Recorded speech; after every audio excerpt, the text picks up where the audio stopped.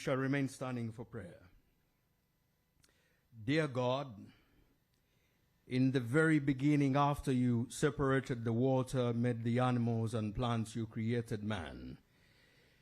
And you gave him a very specific instruction that his and his missus was to have dominion over everything else you created.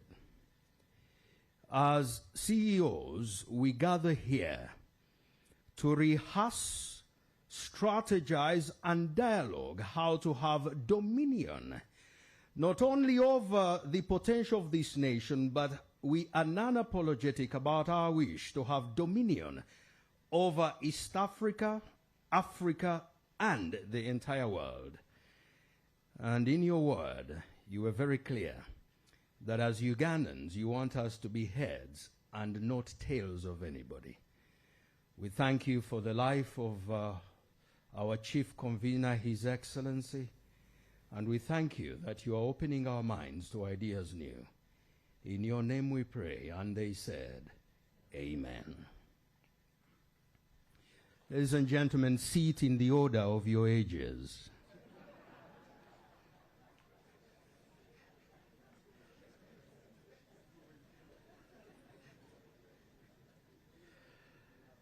Your Excellency, it's good to see you, and it's a pleasure to have you around. Generally speaking, God has ordained that bold-headed men with hearts will have dominion over their territories. So sebo wotobadde nze nga alina ekiwalaata n'enkofiira bano mbeefunidde.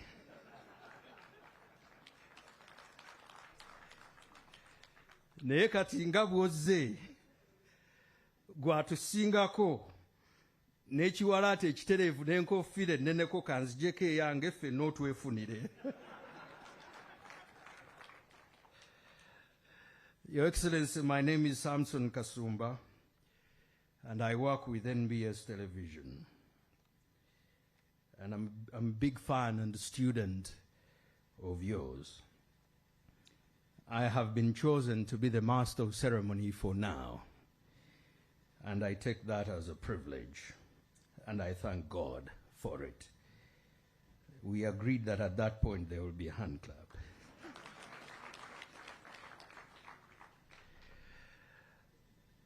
My job for now is to call the coordinator of the Presidential CEO Forum, Baroness Irene M. Birungi, to come and pick it up from here.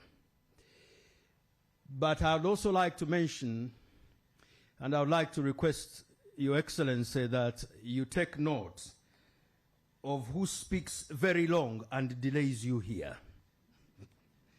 And you can use those names as you may wish.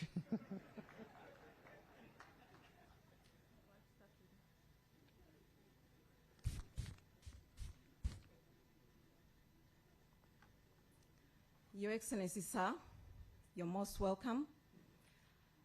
Distinguished captain of the industry, the board chair of the Presidential CEO Forum, the Honorable Minister of Trade, the Honorable Minister of Science and Technology, and the State Minister of Trade, the Board of Directors of Presidential CEO Forum, ladies and gentlemen.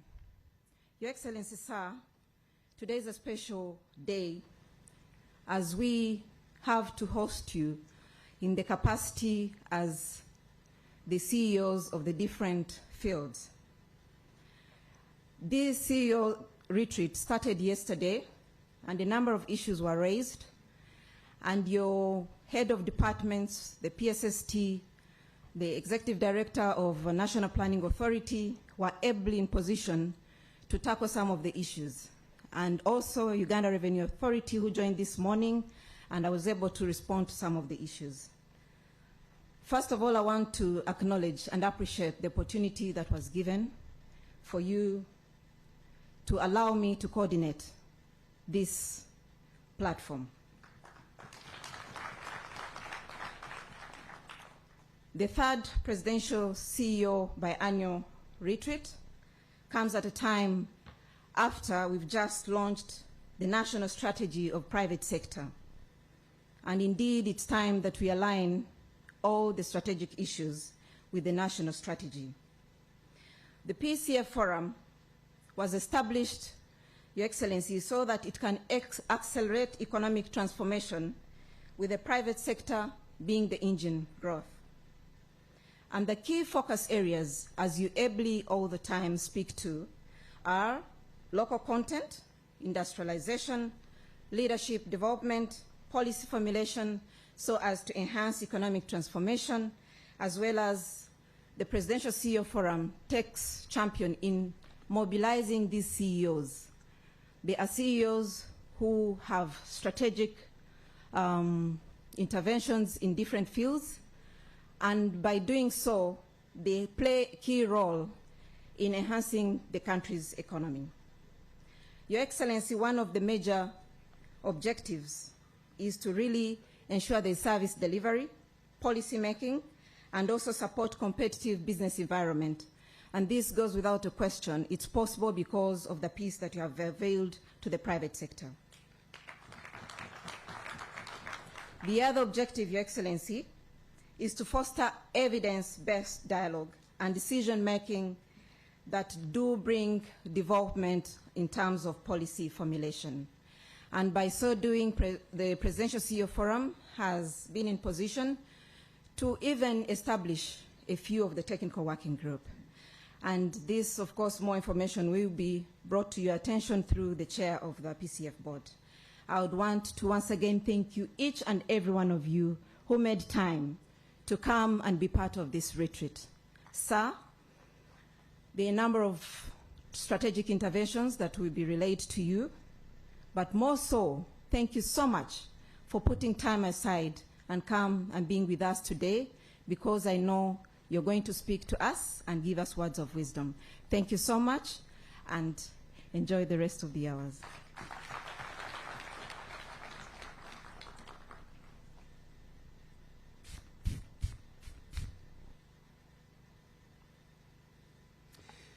Ladies and gentlemen, by that speech, both the lower and upper limits for today have been set. Your Excellency, the theme of the retreat is unlocking private sector investment through strategic interventions for socio-economic transformation. And our next speaker, very briefly, will be Mr. Paul Musasi, the CEO of the Chira Motor Corporation.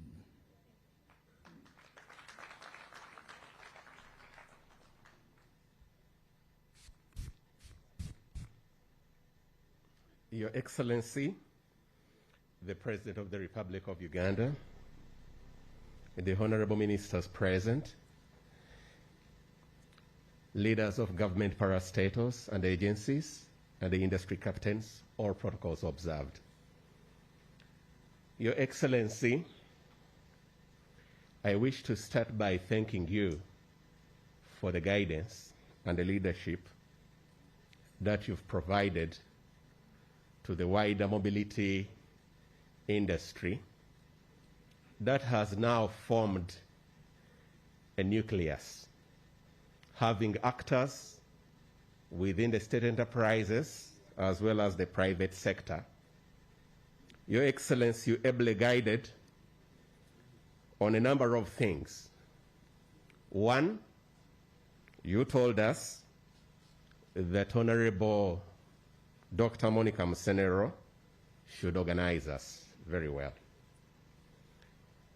And secondly, you guided on strategy, where we should play in the short to medium term to win on this very important area, especially of e-mobility, which not only addresses issues, development issues around energy efficiency by reducing the dependence on imported fossil fuels, but also addresses issues around noise and air pollution, as well as creating green and sustainable jobs, which we really need. Your Excellency, you ably articulated 6 areas which we should think about and come back to you and tell you how we hope we can move together to catalyze the transition of Uganda to e-mobility. Your Excellency, I will go straight to highlighting one,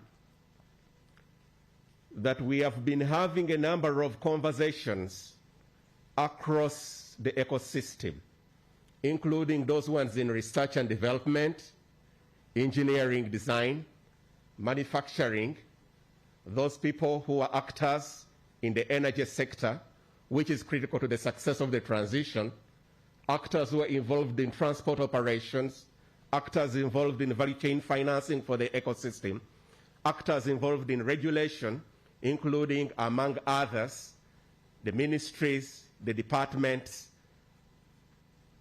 and other policy organs of government, as well as actors who are critical in putting in place the necessary digital platforms and solutions that enable the industry to scale. The conversations that are ongoing, Your Excellency, have identified 7 critical areas which we do believe, with your further guidance, would be critical to catalyzing the transition to e-mobility. I will go through them one by one, Your Excellency. The first area, Your Excellency, we believe is very important. Given the nucleus that has been formulated, there is need for us to explore offtake agreements that will enable us to guarantee the initial market for the electric vehicles that are made in Uganda, including buses, motorcycles, and other segments that are yet to take off. Your Excellency, it is also critical, given our conversations we've had, especially with the operators today, operators like the Uganda Taxi Operators Federation, bus operators like Wakule Nume, and others, that UDB helps us to put in place affordable financing instruments to enable these operators to acquire the vehicles. And Your Excellency, allow me to highlight that with the studies we have done, in the Greater Kampala metropolitan area alone, about 2.5 million people move each and every day in and out of the city. In a scenario that has been studied further by the National Planning Authority, we need 3,000 to 9,000 buses to support a comprehensive public transit system in the Greater Kampala metropolitan area in the short to medium term. Your Excellency, we went further and did a simulation and established that if we deployed 2,000 buses in the Greater Kampala metropolitan area, we will be turning in revenues to the investors in that business in excess of 2 trillion Uganda shillings. And of course, URA will be smiling away with over 300 billion Uganda shillings annually. On top of increasing the productivity of your people who move each and every day under difficult circumstances today in the city, while putting more money in the people, the 82% Ugandans who move using public transport today in and out of the city to do business. It is against this background, Your Excellency, that we seek your further guidance on that matter. Your Excellency, for e-mobility to take scale and take off, we also request your guidance so that the Ministry of Energy and Mineral Development puts in place a preferential e-mobility energy tariff for public and commercial charging points. This, Your Excellency, would be perhaps similar to the preferential energy tariff which is today used for city street lighting. And we do believe this is something you can guide us further to achieve. Your Excellency, there is a need for us to streamline e-mobility, human capital, and institutional capacity development. You may be aware, Your Excellence, today that we do not have any formal program at any tertiary institution in Uganda today focusing on developing the human capital, critical for facilitating. Now, we are only going to get things done if we know how to do them.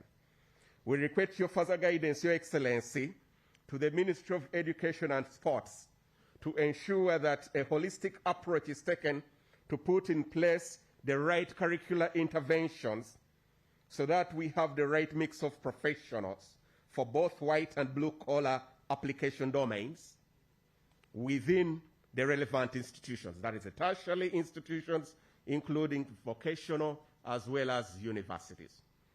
Your Excellency, we also have challenges in terms of drivers. Drivers of electric vehicles, especially the heavy-duty ones, the buses and trucks, require a certain special way of skilling in order for them to do what they're expected to do.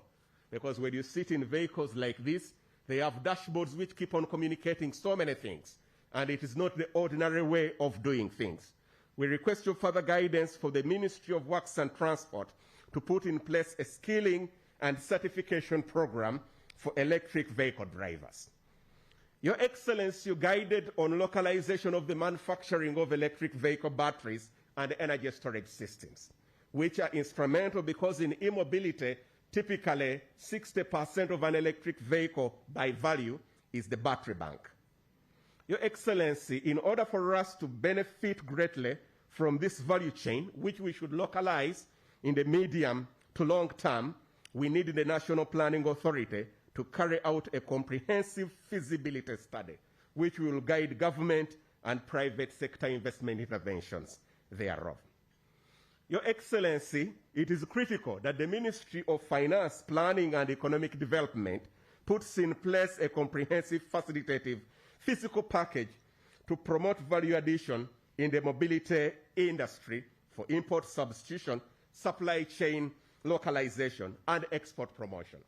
And Your Excellency, we have a few ideas which could be studied further. We believe that we could look into, perhaps for review after 10 years, zero duty, import duty for key components that are used for making electric vehicle, zero withholding tax, zero rate infrastructure levy, and zero rate VAT to help us strengthen this particular value chain, and we review after 10 years to see how that is performing. In any case, it will improve on our balance of trade, because right now, Your Excellency, we import the vehicle and we import the energy. Electricity is generated here, so we'll be consuming more of that, and then we catalyze the manufacturing to create more opportunities. Your Excellency, the other very important segment is the electric motorcycle segment. And where we are standing today, the actors, Your Excellency, are saying that there is need for a clear roadmap to transitioning all new registrations of motorcycles to be electric, especially within the city center. Your Excellency, we believe that with the right interventions, we could have over 500,000 electric motorcycles in Uganda. That will mean that the riders will be earning 50% more by saving on maintenance and energy costs, as we also benefit from the other aspects on the climate business case, which is very clear. Lastly, but not least, Your Excellency, one of the ways we can fast-track especially aspects of the transition is by requiring all ministries, departments, and agencies of government to integrate e-mobility in their annual work plans and budgets. This will enable us to see more electric vehicles on the road and also charging infrastructure. Your Excellency, before I say thank you, allow me to bring you greetings from my son. He always asks me where I go very early sometimes and come back late, and I tell him I will have a meeting which has been convened by Your Excellency. And today specifically, he sent me to say hello. I thank you very much. But before I leave this microphone, I know Mr. Kasumba is struggling for time. Allow me to just request, without introducing yourself, the value chain actors of e-mobility here to just stand up and wave to His Excellence. All of us, Zembo, Safe Border, Kira, NFT Mobility, wherever you are, these are your people, and there are more others, and we look forward to your guidance as we get this done, because we will do it. Thank you very much, Your Excellency.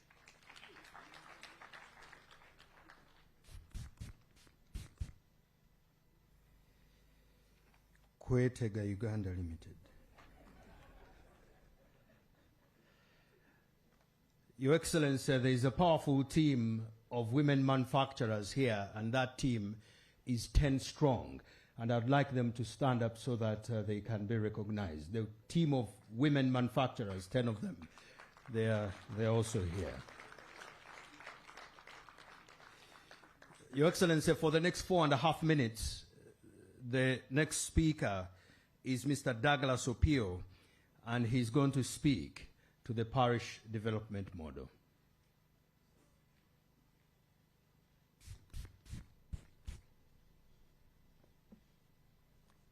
Your Excellency, Honorable Ministers present, heads of MDAs, my own board chair, Mr. Emmanuel Katongole, the CEOs present, ladies and gentlemen. Your Excellency, just to give a bit of context, first I want to extend my utmost appreciation to the PSST and the Executive Director NPA. I also want to thank the aid of PDM for working very closely with the private sector. Secondly, we appreciate your guidance, for instance, in terms of the real economy and the vulnerable economy. We appreciate the context within which the PDM is anchored. Where we're speaking right now is a place that a few years back was full of insecurity. We couldn't even hold a meeting like this. Secondly, we also know that in the past, just in the 90s, we are talking about a population that was 96% below the poverty level. But the situation is quite different now. So within that context, the parish development model has now been set to move our development to the last mile, to the very last person in the parish. So that's a bit of the context. It's anchored on 7 pillars, but also 7 commodities. And I will quickly highlight them. Coffee. Coffee is the first and perhaps the only well-established. The other 7 value chains are completely challenged at the moment, and we need your interventions on those. Those include the fruits.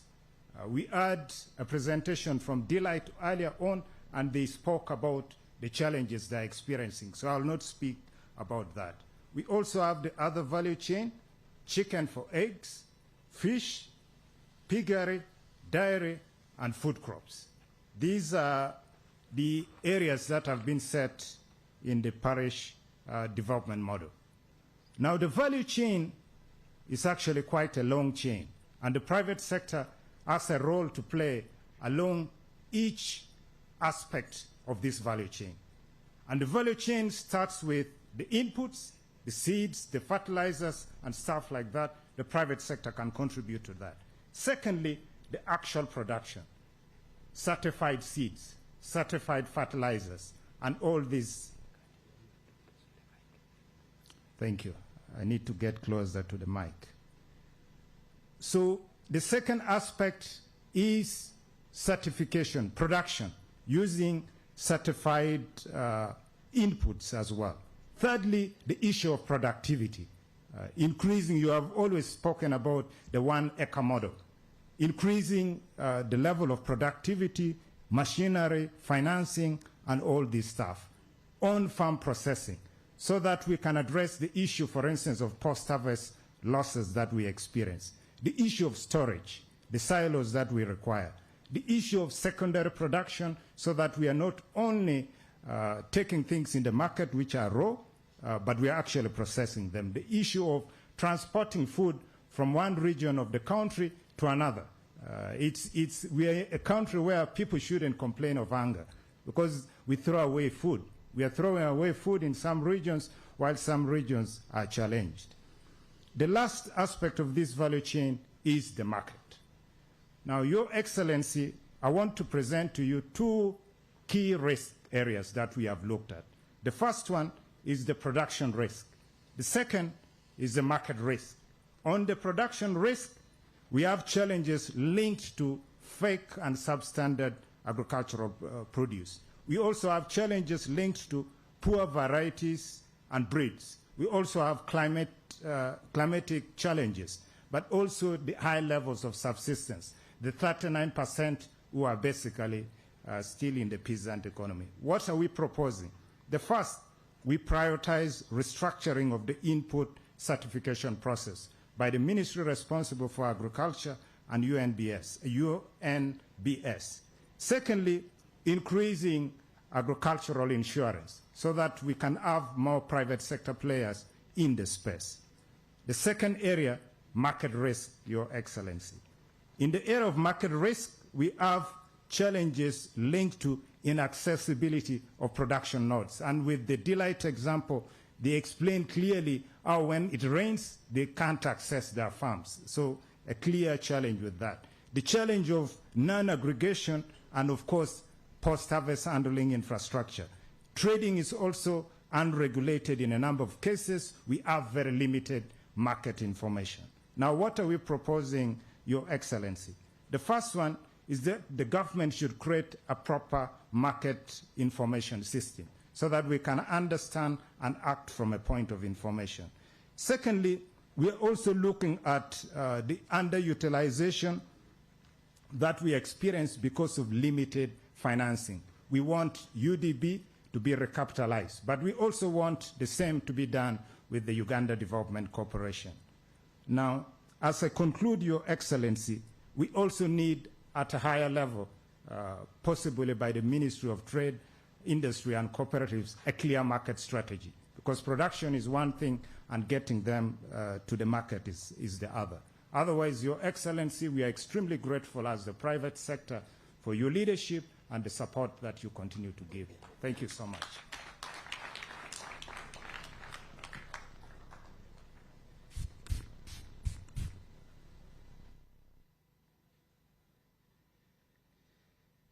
Your Excellency, the next season is for testimonials, those who've been through the process.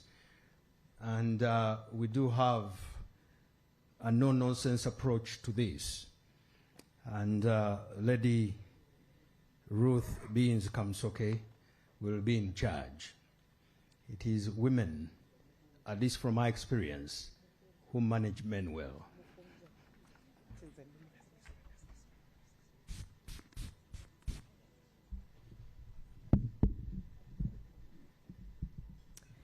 Your Excellency, on behalf of the board of the Presidential CEO Forum, would like to once again welcome you.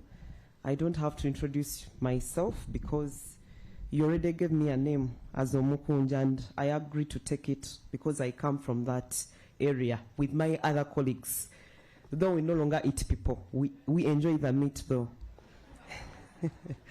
So, Your Excellency, we agreed as the board that we need to give a chance to at least part of a few players from the private sector that have been able to listen to your message and gone ahead and transformed lives. So because of time, I'll give those that I will invite just 1 minute.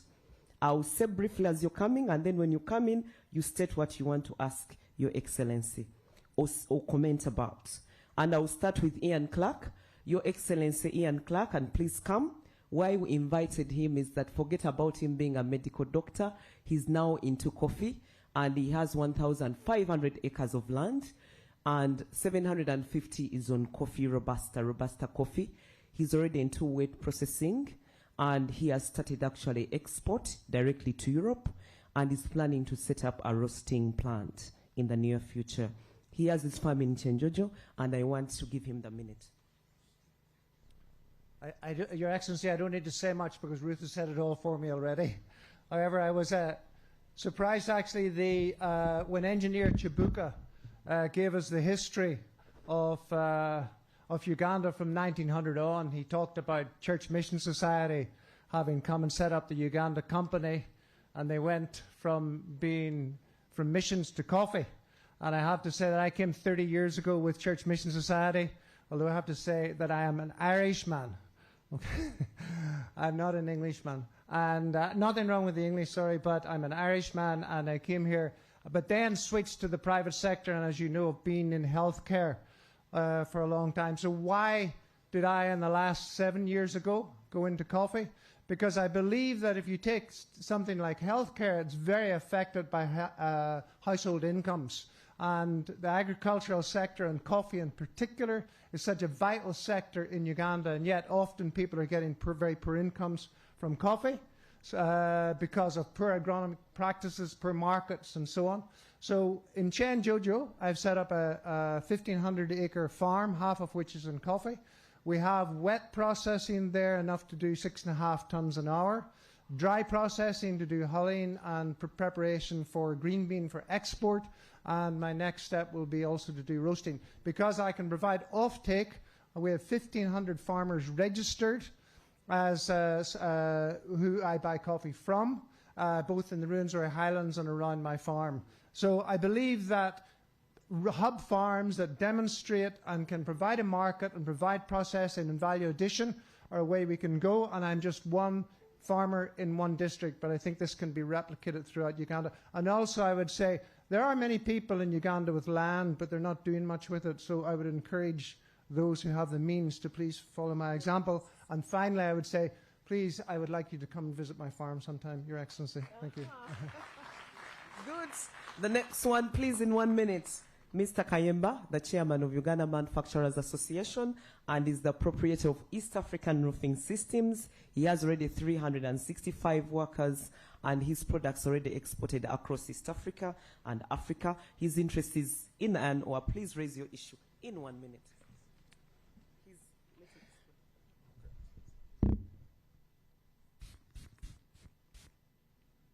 Your Excellency has already introduced. Let me get down to business.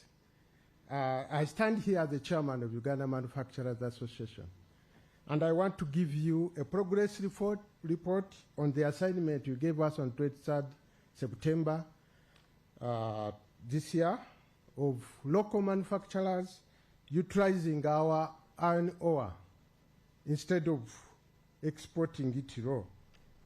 Your Excellency, we have made a lot of progress. We have held several meetings with the Minister of Finance, coordinating interministerial representation. We have held meetings with the Minister of Trade and contributed to the cabinet paper which came to you. Amongst ourselves, we have sat and agreed to categorize ourselves in 3 sectors. First sector is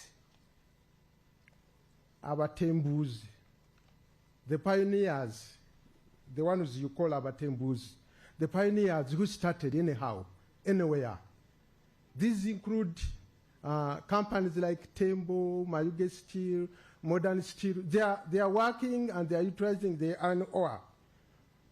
For example, Tembo Steel is already doing 100,000 metric tons per annum. Is adding capacity of 245 metric tons this year. The others are also doing some sizable capacity. We have agreed as consumers of the sponge iron and the steel products to support them, and we have already started buying from them, diverting away from imports. At this point, we have asked Minister of Finance to put some duty, and through URA, we are using a tool called duty remission. For the items that we cannot get locally, we go to URA and ask for a duty remission. But for those that we can get here, we are going to use our own. Number 2, this Lucy is asking, standing very near me. Number 2 is your own people, the gentlemen you know about Andikira Mbizigo, they have demonstrated capacity to start DLI, fully integrated DLI mills. And we will request you to support them. They have asked for some facilitation from government in terms of land and others. Support them. The third category is those that feel that they have to go with the government. This group, and there are quite many, they are proposing that we have a special purpose vehicle in UDC, which we can participate in with the government, and through that special purpose vehicle, we can invite foreign investors. So, Your Excellency, these are the three ways. The comprehensive report is coming to you after putting figures, and we will request you to support us. Ruth, is just 1 minute. This is another important one. Your Excellency, our second issue is our much cherished import substitution program that is going to see us becoming resilient as an economy and self-sustainable. This is working very well to enable our local manufacturers, but the implementation is not working as expected. Our friends, the policymakers, are using a tool called the import duty. And whenever somebody says, I'm producing that, they say, put import duty. So we are asking that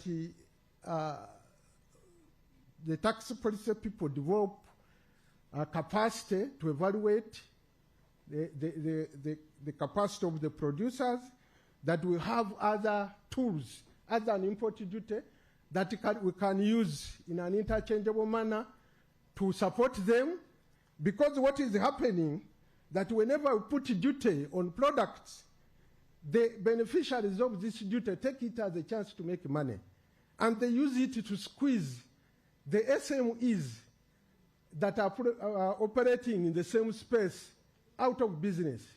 And the end result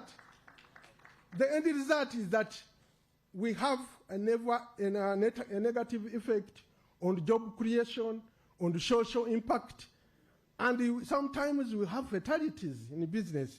So, Your Excellency, these are my 2 points. This Mukunja is chasing me away. I'll report it in a writing to you, sir.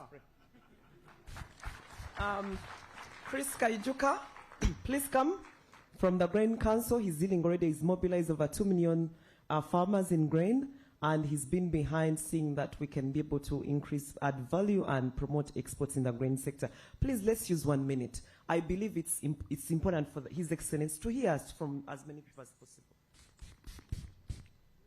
Your Excellency, the Mukunja he has already taken my 1 minute.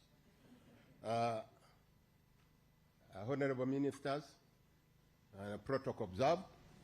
Your Excellency, me, I'm here first of all to thank you for creating the enabling environment where we have been able to achieve the following.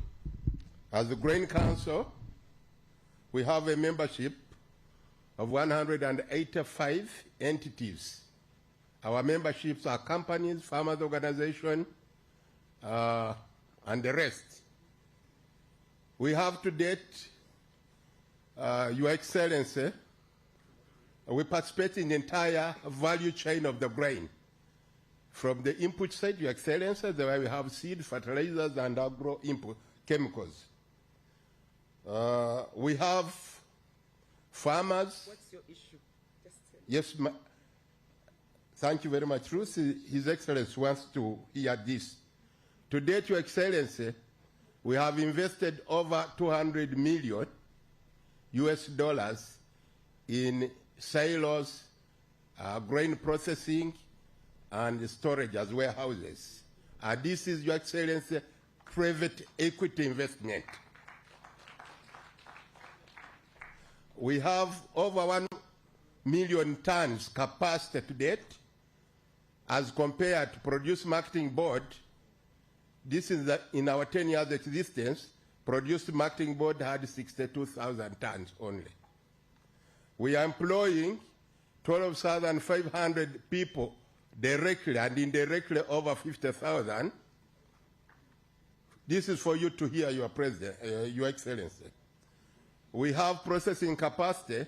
When we talk of processing, that is grading, drying, and value addition of 9,000 tons per day, which translates about 2 million tons, 2.7 million tons per annum.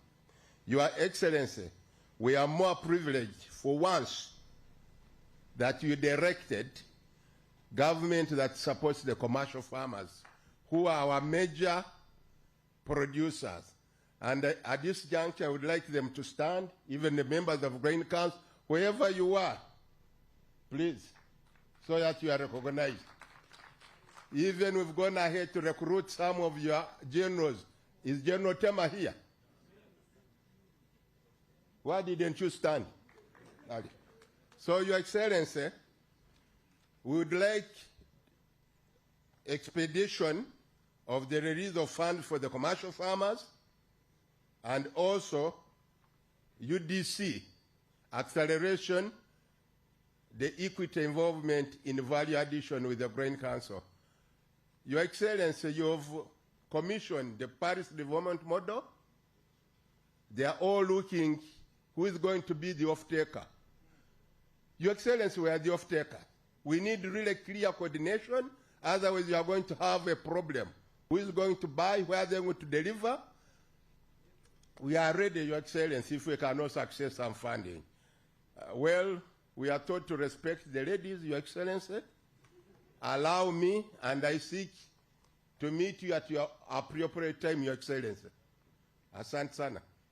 I have 2 more remaining, and it will be very unfair, Your Excellency. We are in Noya, and I thought some people from NEA would also speak to you, and 2 of them, I'll invite Lieutenant General Otema, please come, the host, and Adeli, please come. It's been a request from members. Your Excellency, I am aware, please come, the 2, please come. I'm aware that you know already General Otema, but for your information, you know that he's on 5 square miles. And he has already 2,000 acres of soybeans, 1,000 acres of sunflower, and 2,000 acres of maize, and 1,000 cows for beef. So you are the host. You have half a minute. Adeli, please, you're sharing it together because we don't have time. Adeli, please come together.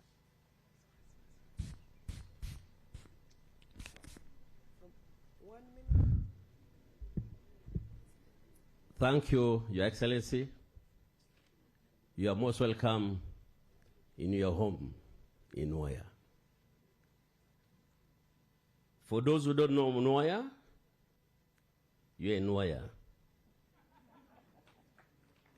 And I want to thank Your Excellency from the time when you pacified the North. You opened the door for the investor. One of them is Madevani, where we're in. I recalled the pressure you gave us to make sure that we flush corn from this place so that just a beautiful place can be built in Noya. We didn't know as commanders, we didn't know as soldiers that you were looking ahead, but you were giving us a sleepless night to make sure corn is flushed out. And I didn't know that I was going to be the beneficiary, because after that, I've engaged in farming. You remember you have visited one of my farms, but I'm also in production. I want to thank other investors, the like of Ben Kavuya. You stand up. Some of these other, those who are in Noya here, whom I've interested them to come and do serious farming. Stand up, please. Sir, Noya, welcome investor. More so, my sister here. She has done a great work. She employs various farmers, 18,000 women and youth, over 1,500 acres of mango. Unfortunately, they would have had more if she could be given opportunity to process our mangoes. But up to now, the mangoes goes to rot, which is very unfortunate. Even myself, you know very well that I produce a lot of cassava. It went to waste. My brother, Dr. Gobi, when he was in well creation, he witnessed it. I failed to get the machine or the factory to process, and I've given up on cassava. But if I have that opportunity, I'll be able to go back and produce cassava. I once again want to thank you very much to giving us the vision out of your guidance that we, your generals, after war, after the silence of the gun, we should engage in production. And we are doing that, sir. Thank you very much.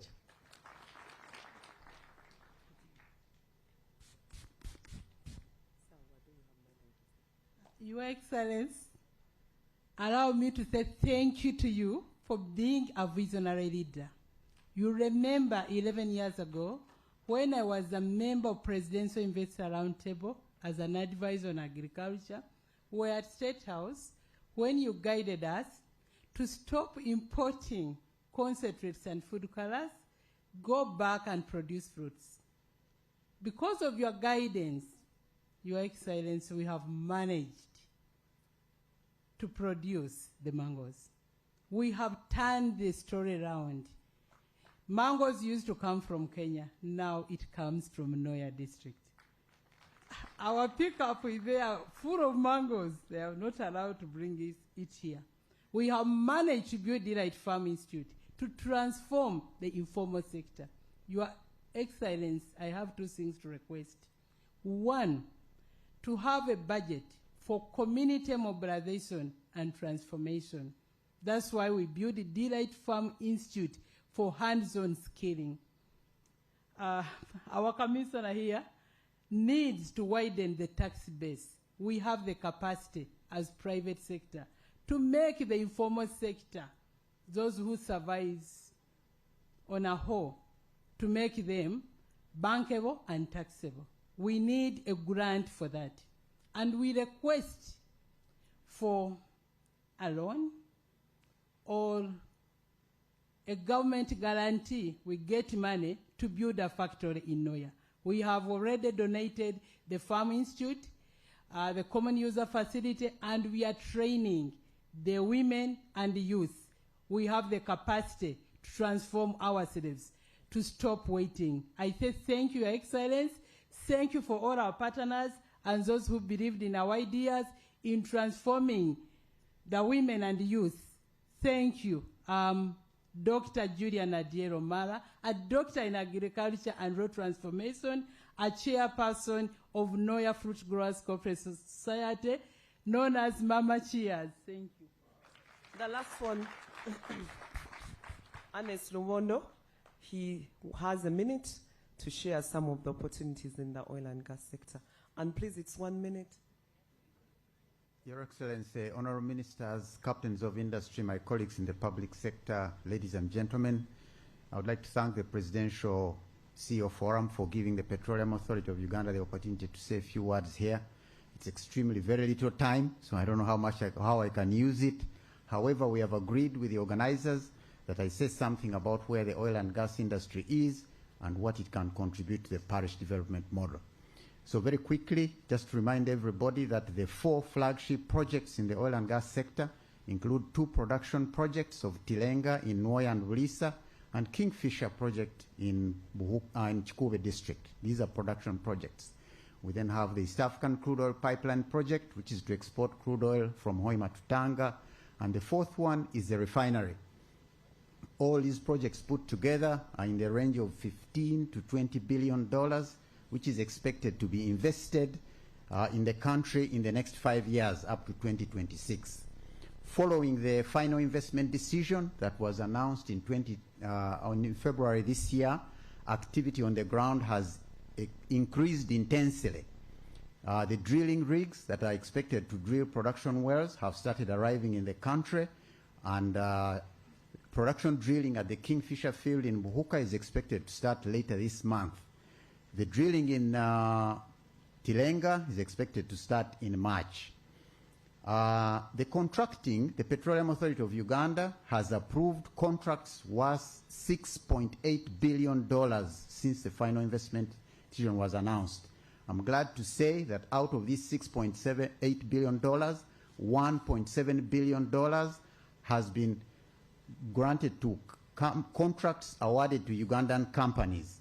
It's a total of 200 Ugandan companies, and these companies have contracts in industrial goods like steel and cement.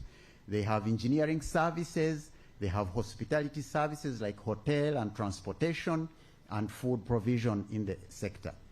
The plan is to have 40% of this 15 to 20 billion spent in the country. And this will be an increase from the 28% that was spent during exploration when 4.8 billion was spent. Your Excellency, in addition to this contract award and the goods and service production that services are being given, land acquisition is a very important thing. And the Tilenga, Kingfisher, and East African Crude Oil Pipeline are affecting about 10,000 people. These 10,000 people have been identified. About 80% of them have been now fully compensated, and the others have been moved.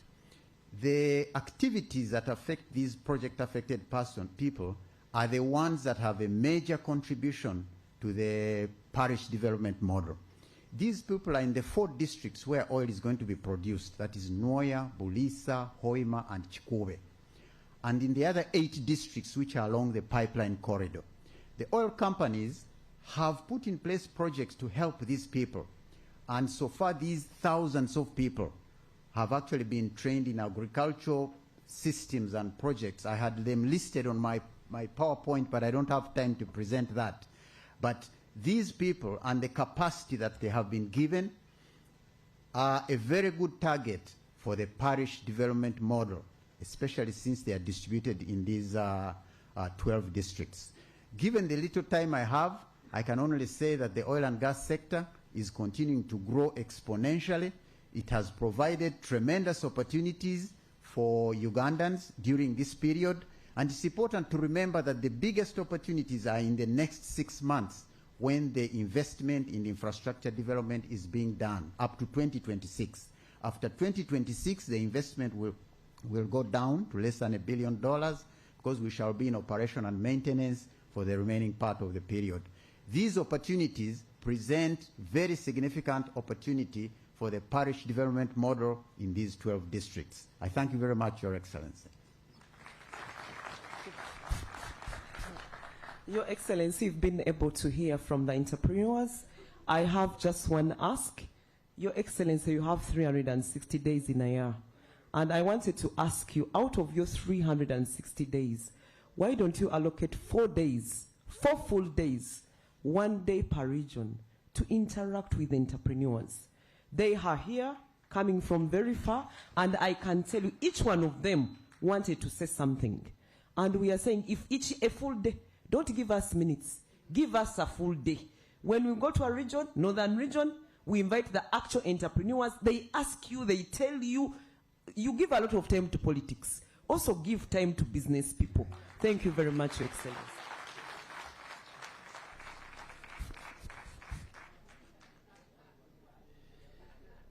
Your Excellency, the reason we brought the Mukunja is because they are feared. Me, as the Sekadei, I couldn't manage that section because I'm also managed by a CEO. I will now invite the PSST, Ramadan Gobi, to recap and then respond, and then I will invite the person that will invite you.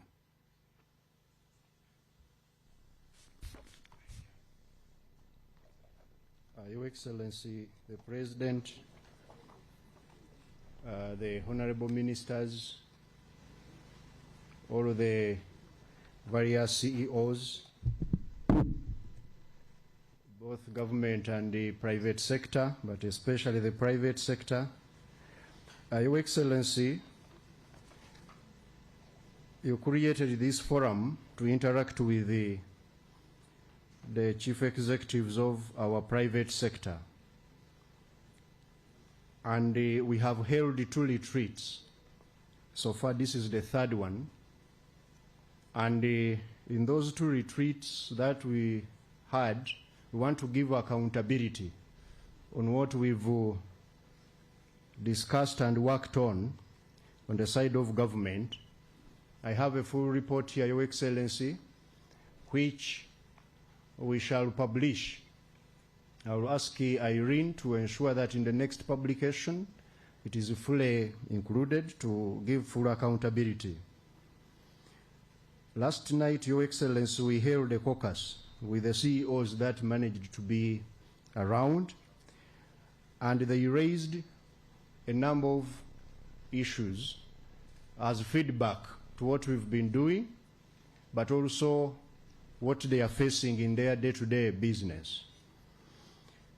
We responded to the operational issues and also promised to continue to provide answers to the various issues that they raised, and they continue to raise.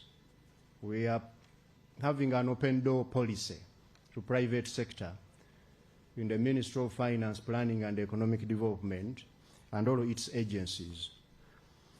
I therefore will not go back to the operational ones. I promised that when you come today, I will bring to your attention the strategic issues that require your attention so that you can give us more guidance. Your Excellency, the 3 key issues I could pick out, number 1 was the issue of the industrial policy versus trade policy, as we are promoting import substitution. A number of CEOs, particularly those who are working in the heavy industry, like iron and steel sector, who want to integrate backwards, those who are in manufacturing, who are using our locally sourced inputs, like industrial sugar and so on, have been raising a number of contradictory issues in a way that we are more using trade policy, increasing the tariff to protect those who are producing domestically. But that as we do this, the losers are coming out to be perhaps more than the winners in some of them. And they were therefore saying that why don't we use more industrial policy? Because we are locking out some of them when they are still small. I said this, I will bring it to your attention, and we have more study and a discussion so that we can understand fully how best to promote our import substitution without hurting so many others. Your Excellency, we shall write a paper on this so that you can guide us more. The second issue was on the capital, the issue of capital. Your Excellency, you have been a champion of increasing access and also reducing the cost of capital through UDB. There are some operational challenges within the provision of this capital. However, the most strategic one was on the 2 issues. Number 1, the interest rate paid, the 12%.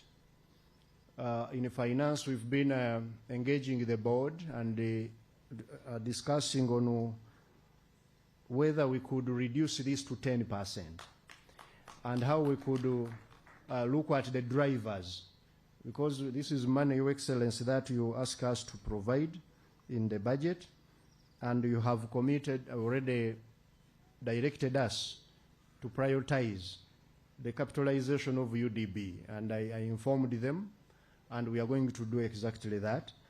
But now the interest they pay, plus also the turnaround time in terms of the number of days it takes to process this capital advancement to them. But this is an operational issue which we are working on. For the record, Your Excellency, so far we have capitalized the UDB at a tune of 1.14 trillion shillings.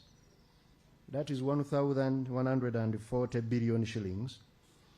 And we are prioritizing it going forward to capitalize it big time. But also, how does this debt side work with the equity side of UDC, so that we can have both of them supporting your effort, Your Excellency, of getting the private sector cheaper capital.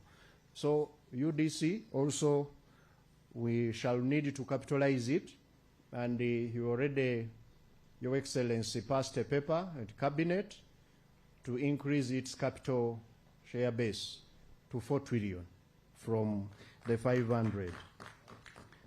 The third issue they raised, Your Excellency, and requires your attention is the issue of corruption in procurement in government, where a number of our CEOs were saying that these contracts are awarded in restaurants to certain people who give bribes. And I informed them that as government we are responding by, number one, digitizing or automating the procurement system, the procurement process. We have started the e-government procurement, where 36 now already ministries, departments, and agencies have already been enrolled. And by 2025, we want the entire government to procure online. Your Excellency, this will increase transparency and also give us the audit trail to be able to really follow up these people who are using our public resources to do corruption. Because the procurement online, as I always say, function is like a WhatsApp group. Your Excellency, you don't use these things of WhatsApp, but the members know when we are in a WhatsApp group, if one person is typing, all of the members of the group get to know that Ramadan is typing. When you delete, there will remain there a trail that you've deleted. So somebody will ask, who has deleted? Why are you deleting? So we would want the procurement system in Uganda, Your Excellency, to work in such a transparent manner, like a WhatsApp group. We are beginning, but we shall get there. But Your Excellency, in this area of corruption in procurement, there is a tragedy of middlemen who have raised the cost of projects. Those who are not adding value, but they are adding cost as they pursue these contracts. It is something which I thought should come to your attention, and we find a lasting solution. The other issues, Your Excellency, you had already guided the issue of commercial farmers, financing them. Even the Cabinet on Monday took that decision. Your Excellency, we are going to work on that. The other operational issues on tax, Your Excellency, there are a number of issues they raised, but they were operational. For example, the unwelcome audits which have been carried out or being carried out by URA, stretching back for 10 years for some of these companies. They are saying, why are you checking me that long when you have been declaring me compliant? And it is affecting my business because you come up with a number of claims. So we brought it to the attention of the URA, and also we had already at Finance been looking into it. And John and I will make sure that, Your Excellency, these ones, we address them. They don't require a lot of your time. So, Your Excellency, we've resolved most of those operational issues which were brought to our attention in the first retreat in Chankwanzi, and also we are in the process of addressing the strategic issues you guided us on export guarantee facility, on getting the insurance for the exporters to DR market and other markets in the region, and also on the issues concerning private equity. We are in the advanced stages of finalizing that, and it will be part of the budget for 23-24. Thank you very much, Your Excellency.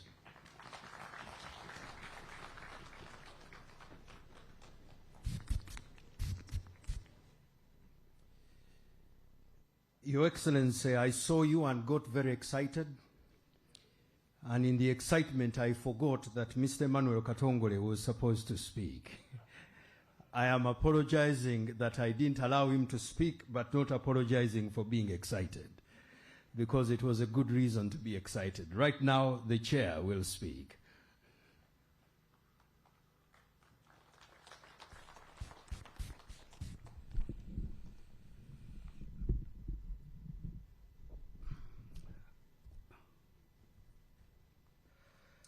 This is yet another day the Lord has brought, and we shall always be grateful to the Lord. We shall also forever be grateful to you, Your Excellency, because within a period of 1 year since you launched the Presidential CEO Forum, you have met us 4 times. And in a period where we've got COVID-19, we've got Ebola, but 4 times, and we have discussed issues, and these issues have been put to your attention, and most of them have been addressed to the advantage of the economy of our country. Thank you. Your Excellency, with us 4 ministers, 3 ministers, Minister Francis Mwevesa, Minister Monica Msenero, and Minister David Bahati, together with the Right Honorable Prime Minister and the Minister of Finance, have given us all the support, all the time that we've got to them, and we want to thank them. Your Excellency, I have my colleagues that I work with. Our chair, Babla Murana, is out of the country, and I'm standing in for her. But if I could request all board members to please rise.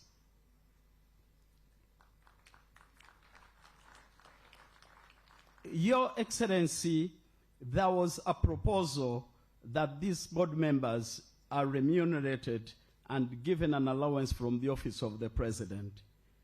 We collectively said no. This will be our contribution free of charge as the little that we can give to our country. Your Excellency the President, here are a number of CEOs of various enterprises in this country. These men and women attend these retreats at their own cost, and that shows a commitment that they have to our country. Your Excellency, I believe that you've met virtually each one of us, except one person who has just joined the CEO Forum, and this is your daughter, the CEO of MTN. Please come and wave to His Excellency the President. Sylvia Mlinge is from Kenya. She just joined as Chief Executive of MTN, and speaking to her, she has a number of value adds. Sylvia, you are welcome to the forum. Your Excellency, in the last 1 year, we've had a number of achievements. The issue of coffee. We did write a paper that was in support of your position and position of cabinet. And thank you, Your Excellency, that you're taking this issue, and that we request you, Your Excellency, that the identified investor, Madame Pinetti, works with the UDC together with the selected private sector investors so that we form a joint venture to process our coffee, but the private sector will remain very committed and very supportive of your idea of processing coffee. Your Excellency, we continue to engage stakeholders. The board, together with management of the Presidential CEO Forum, has been moving across the country, meeting key farmers, key investors, and encouraging them to be part of a growing economy. And this is the economy that you have created, Your Excellency. For this very retreat, other than two gentlemen, the Honorable Minister Mwebesa and Mr. Nicholas Biengoma, the rest of us are your creation.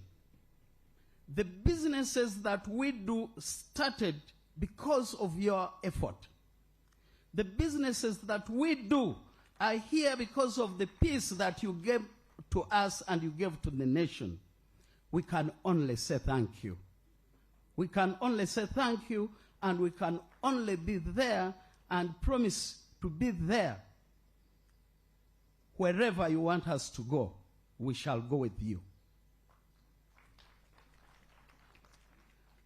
Your Excellency, on new markets, we had various resolutions, and PSST is mentioned them.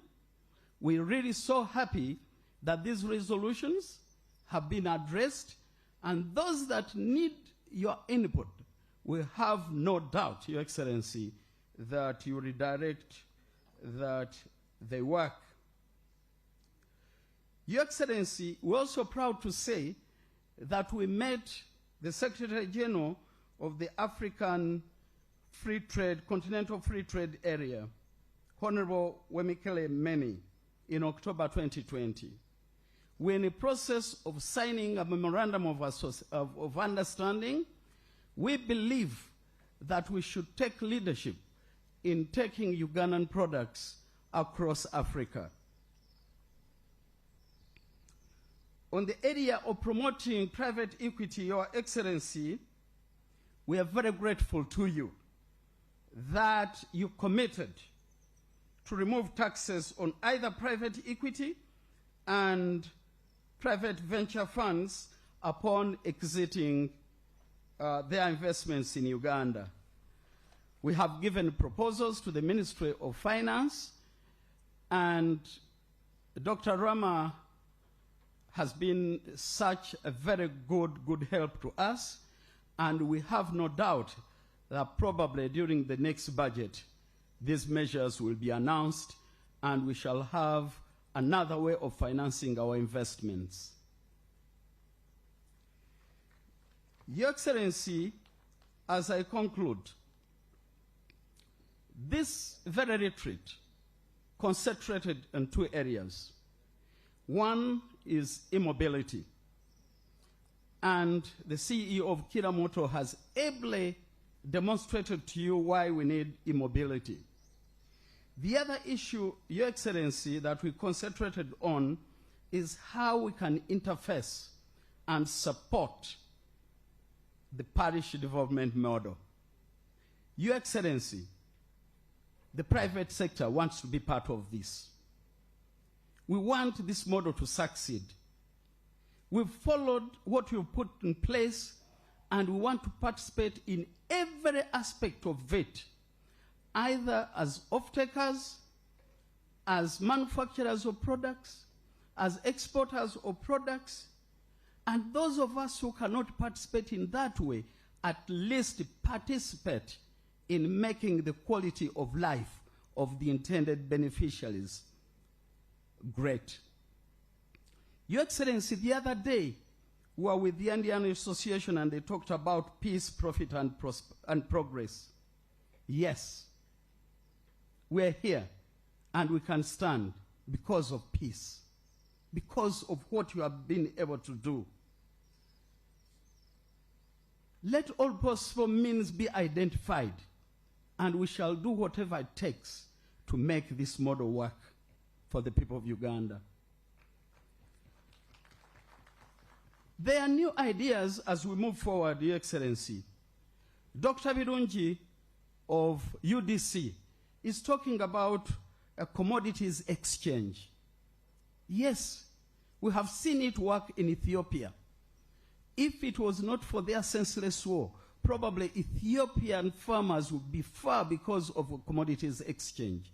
Let's engage UDC to see how we can put in place a commodities exchange so that the products that will be produced within the parish development model meet a fair pricing mechanism and meet value for money. We're also talking about harnessing technology. We love what Dr. Musenero has done with that satellite. We think that remote sensing and using artificial intelligence should be tools that we can adapt to forecast for farmers, to work out input-output matrices, and be able to make production of value to these farmers. Your Excellency, again, thank you so very much. We put you in the hands of our Lord, our Creator, to continue guarding you and protecting you, to continue protecting our country. Thank you for God and my country.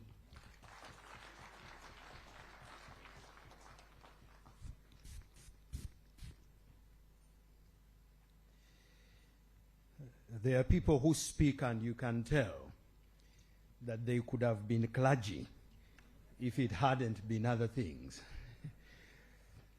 Your Excellency, the staff of Chobe are also here and they are big fans of yours. We also thank Crown Beverages who have given us drinks, and the Uganda Coffee Development Authority that continues to stimulate us. I'll take this opportunity, Your Excellency, to invite the Honorable Mwebesa to use this opportunity to invite you.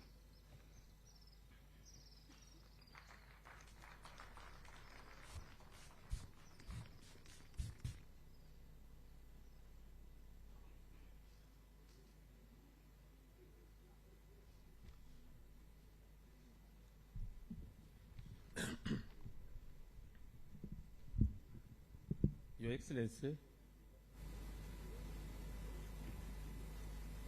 President Yoweri Museveni, the ministers present here, members of Parliament, members of the business community, especially the members of the CEOs Forum who have invited this on this particular day. Distinguished guests, ladies and gentlemen, Your Excellency, allow me to thank you and appreciate your president, your resilient stewardship of the NRM government that is inclusive, ensure economic development, that has positively contributed towards achieving the country's development plans under the NRM manifesto. Your Excellency, I also want to thank you personally for making me the head of policy in your government of industry and trade and cooperatives. I would say I'm now seated with my brothers and all their problems that they have been the problems that I've been going through. And I think you did a good thing. I should be able, because they are talking to part of their man of their own. The ministry's strategic interventions are detailed. My ministry's strategic interventions are detailed in 4 categories. That is industrialization for value addition, import substitution, export promotion, export development and promotion, support of SMEs and private sector development, and strengthening of cooperatives and consolidation of the Parish development model.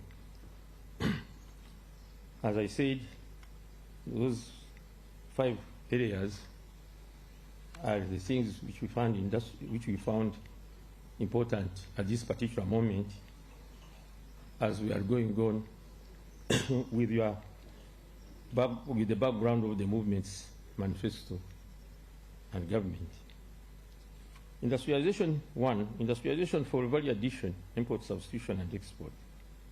Your Excellency, despite the pandemic and other shocks, the industrial sector has remained resilient. Current statistics show that the industrial sector's contribution to GDP stands at about 26.2%, with manufacturing contributing 15.9% of the GDP. As a ministry, we have put in place a policy framework to guide the development of proper regulations of industrial activities, which include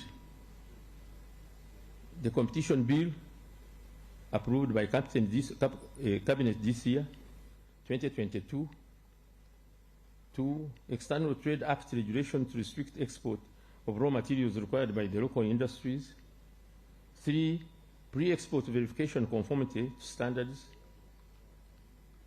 4, draft the iron and steel development strategy, cotton and apples development strategy, 5, draft the policy of guidelines for construction management of industrial parks for sustainable industrial development. Cabinet approved the increment of capital requirement for UDC from 5 billion shillings to 5 trillion shillings, which I think was a great thing.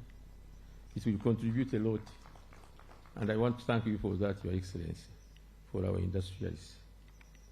The priority industrial value chains for investments are agro-based industries, fruits, coffee, cotton, textiles, apparels, tea, cassava, grains, oilseed, sugarcane, bananas, dairy, leather products, poultry, fish, and paper. These are in line with the 14 products identified in the paper on rural versus vulnerable economy by you, Your Excellency, the President.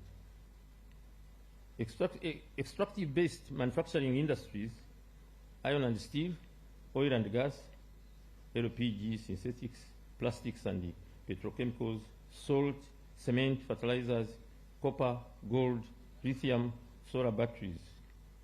Number 3, knowledge-intensive industries, pharmaceuticals, automobiles, electronics and electrical products, assembling storage actions for establishing priority industries.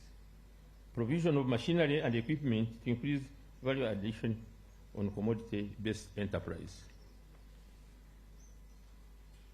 On this one, Your Excellency, some of these value addition plant machinery, there is capacity in the country, in Uri. Unfortunately, the Professor Pesga, who has been praised here for that, some of these things we don't need to buy them from outside. They can be made in the current factory that is put there. And we intend, I had the Minister of Innovation and all these things like bolts and nuts, all these things like bases for machinery, all the required equipment is normally manufactured by forging the framework, but then we have got a workshop down in Kampala which can manufacture some of these value addition machinery that we intend to be putting there. And we are taking it as a basis of industrialization for this country.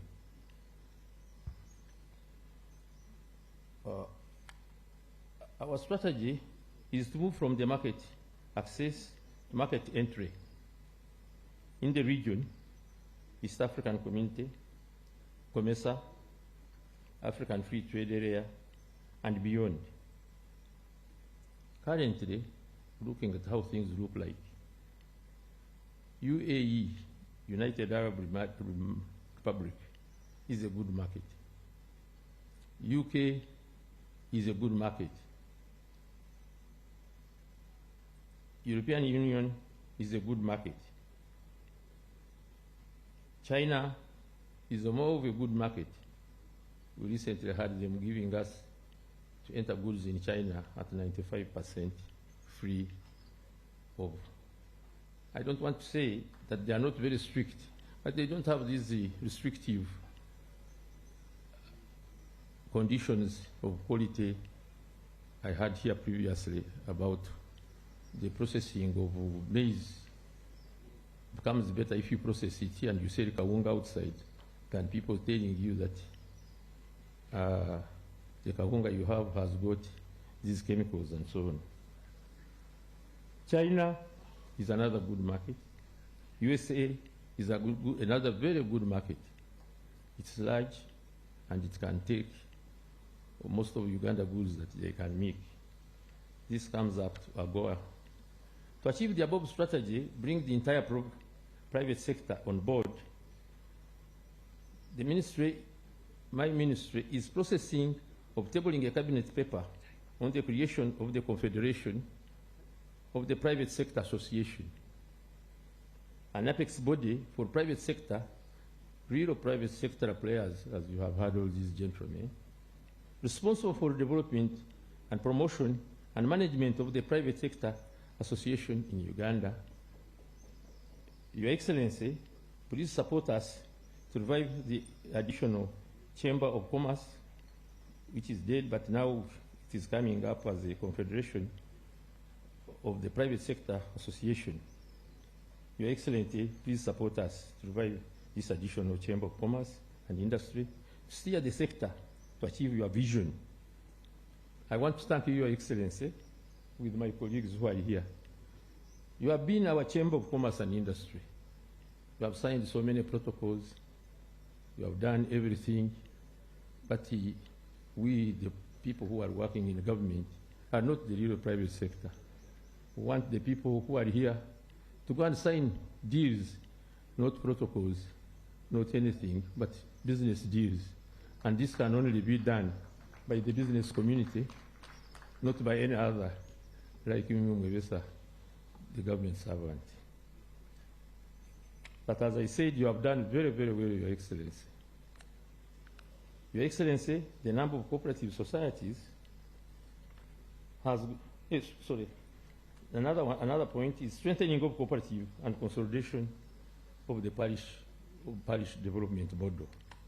Your Excellency, the number of cooperative societies in Uganda has grown over years, 37,621 by June 2022. These include 6,624 Emyoga circles and 7,019 PDM, parish development circles, with a population to a tune of 14.3 million people. Government has disbursed over 126 billion as compensation to 25 cooperatives over the past 7 years. The ministry, therefore, is strategically intervening to ensure revival of the cooperative bank, which should be the government's legal and institutional support for establishment of an agricultural rural-focused development bank, which will help to capitalize cooperative unions. All the circles include PDM circles, strengthen the commercial offices and district community development offices at the local level to ensure effective supervision and oversight of circles. Self-help groups, village saving loan and associations, and other community microfinance institutions increase funding to Uganda Warehouse Receipt Authority and Rural Industrial Development Policy. To improve storage and post-harvest handling services and extend 30% income tax holiday for circles to all cooperative unions. As I conclude, allow me to thank you all and more, Your Excellency, for this good meeting. For God and my country, Francis Mayesa, Minister of Infrastructure.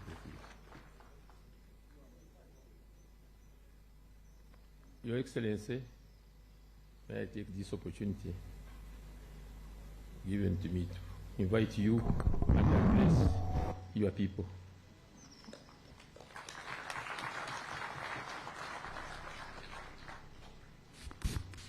The Honorable Ministers, the forum leaders, and the members of the CEO forum.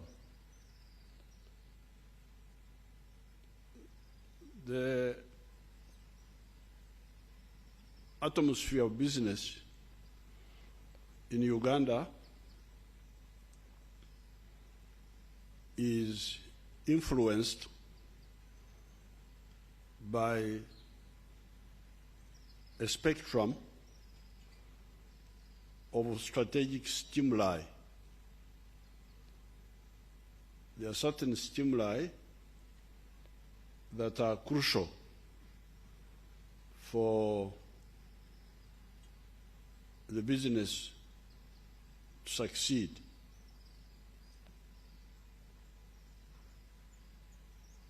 You the camera people, I think you are obstructing people. Go on the side a bit.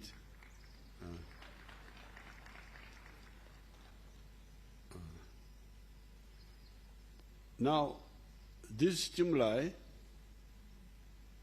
are many.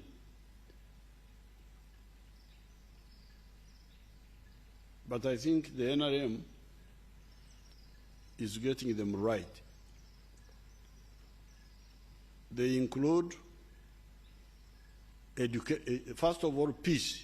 This is what Mr. Katongere was talking about. Peace is a very important stimulus. That's what also General Tema was talking about. Like this area was a war zone, but now you see what is happening here. What was a war zone, now you see those hotel workers with shining white garments instead of guns. So that stimulus is crucial, and it is continuing. Then you have education, because all these industries need an educated workforce. Educated, but I think what Msaz was saying, in addition to education, they also need skills of particular types. But with education, skills are easier to impart. So that one is moving well, because if you see the school population is big now. It's 15 million children are in the schools. Then you have health. Health is also crucial for the workforce. Then you have research. Because when you talk of PDM, you are talking of essentially agriculture and crops and animals and fish and so on. So you need research for seeds, for all that. That one is moving well. If you go to Kawanda, you'll find all those seeds of all this type. You go to Chituza, you go to Karengere for the Irish potatoes and so on.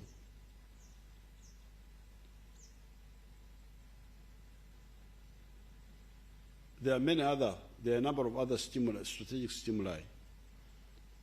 But in order to assist business, you need to also narrow the focus on a number of crucial stimuli in addition to these general ones. Because you can have countries with well-educated people, but the business doesn't grow for some reasons, because you need to focus on some of the strategic stimuli. And for the NRM, in addition to these general ones, we identified roads. We said roads are very crucial. And I think when you came here from Kampala, you must have seen this road from Kampala all the way to the border with Sudan, on Nimre side, all the way to the Sudan side, on the Kitgum side, and all the way to the Sudan side, on the Arua side. So these tarmac roads, we are continuing to struggle with them to make sure that the whole country is linked by good tarmac roads. Now, what Adied was saying, that's another subunit of the roads, the Maram roads.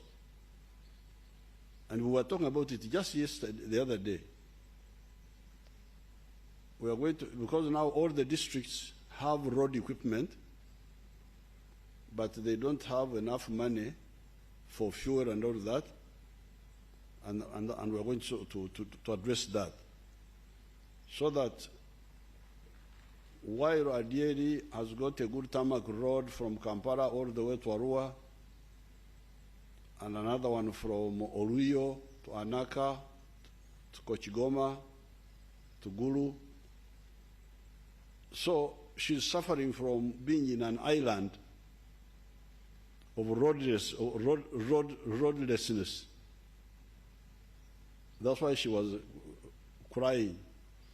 So we are going to ensure that the districts get enough money automatically without changing each year, because we know roughly these roads, and we want these Maram roads to have the grading, the drainage, the tarmacking, the maraming, and the compacting, so that they are reliable.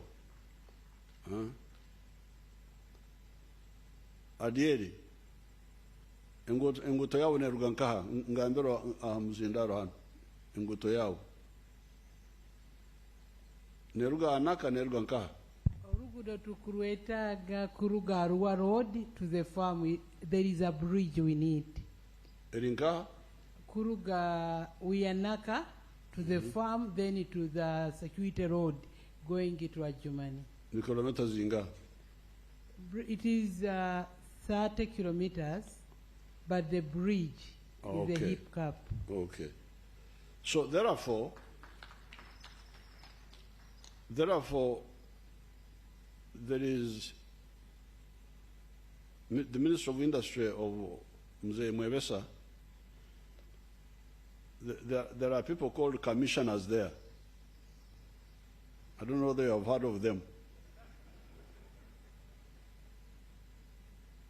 You hear there is Commission of Marketing.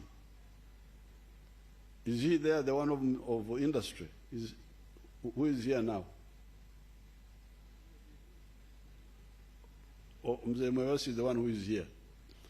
But he's going to tell his people that these commissioners of marketing, they should be having a clear idea of the country, and they know where clusters of production are.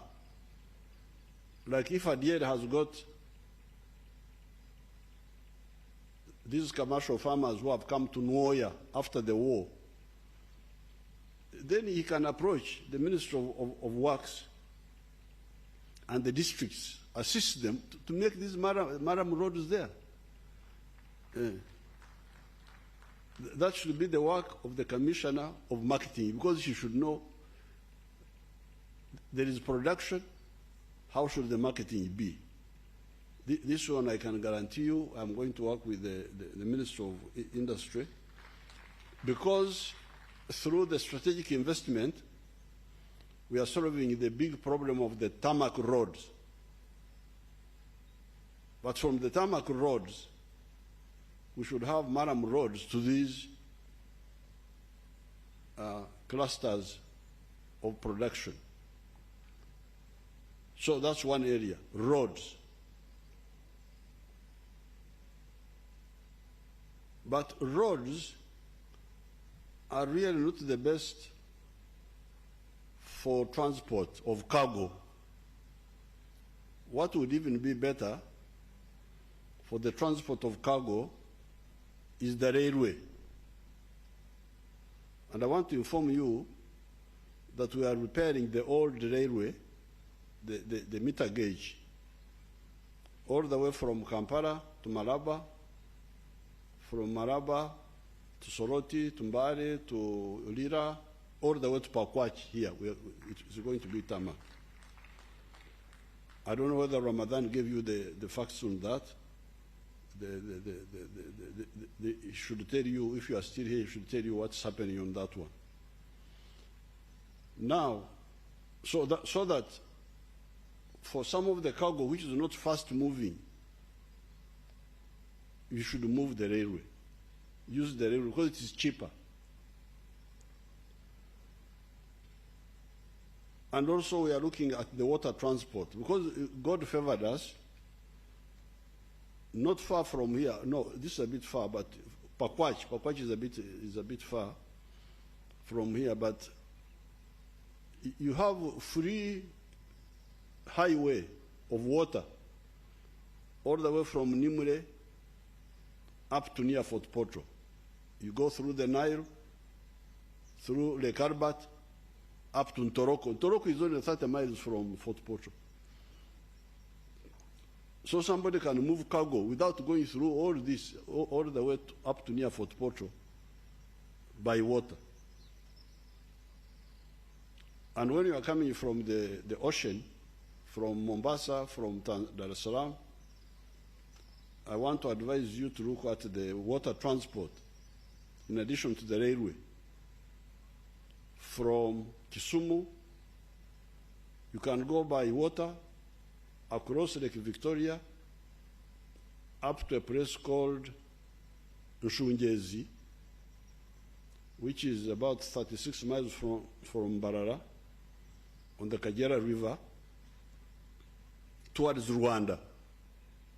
So for cargo going to Rwanda, to Congo, to Western Uganda, you don't have to use even the rail, to use the railway and the road all through Kampala. No, you can just use the Lake Victoria. So I would like you, the business, first of all, our ministries, that Ministry of Trade, to look at these and really advise our people. Because for me, I know the country because I have been operating in it for a long time. I can be a free business consultant for no pay. So, as a strategy, in order to lower the cost, because you remember the struggle of business is to lower the cost of production. This is the struggle. In order to lower the cost of production, to become competitive, apart from the tarmac roads and the Maram roads, which solve the problem of connectivity. But in terms of lowering costs, I want us to emphasize the railway and the water transport, all the way from the ocean. Because I'm telling you, you can avoid road transport from Mombasa to Kisumu, from Kisumu to Jinja, from Kisumu to Port Bell, from Kisumu to Bukakata on the Masaka side, and from Kisumu all the way to what I have told you, Nshunjezi, which is far beyond Mbarara. So in terms of strategy, let the ministry really study this together with transport and we develop it so that we develop a low-cost transport strategy for cargo. The vehicles, for human beings, for light cargo, you can use the roads. And this shifting of cargo from roads to the water and the rail will save the roads also. The roads will last longer. Now, those people in Western Uganda, they have got some thieves along them. Abantu abo b'Obugwanjuba wali ababbi. They stole the railway. The ones which was going to. So I'm wondering whether we should have ababbi or abakunja, anyasinga. So there was a railway line from Kampala to Kasese. These fellows stole the rails. So recently when I took people there to repair it, there was nothing to repair. What therefore we are doing there, we are going to build a brand new standard gauge railway from Kampala to Kasese. And then later on, we shall upscale the same standard gauge railway from Kampala to the border of Kenya and then to South Sudan. So that is the second element of emphasis, of focus in terms of identify stimuli, strategic stimuli that can improve our competitiveness. We want low cost of transport for our cargo so that we can become more competitive. Then there is electricity. That one we are struggling with. We should actually have achieved it, but because of the mistakes by some of our people in the Ministry of Energy in the past, they agreed to very expensive money for Bujagari. That's where they ended up having a high, what you call tariff price, which was initially 13 cents per unit. Then I think now we have brought it down to, it's coming down, the Bujagari one. Otherwise, the power of Narubare, the old dam, the old power station in Injeru, and Chiira, the one on the eastern side, is 1.2 cents per unit. 1.2 cents. Bujagari was 13 cents. Can you imagine? Now, the new power stations we are building with the Chinese, Karuma here, is 4.8 cents. The other one is Simba, is 4.8 cents. So, the pollutant, the pollution, is Bujagari. but we are bringing down the cost. Then we are dealing with other problems in electricity, the wires, the what, the other issues.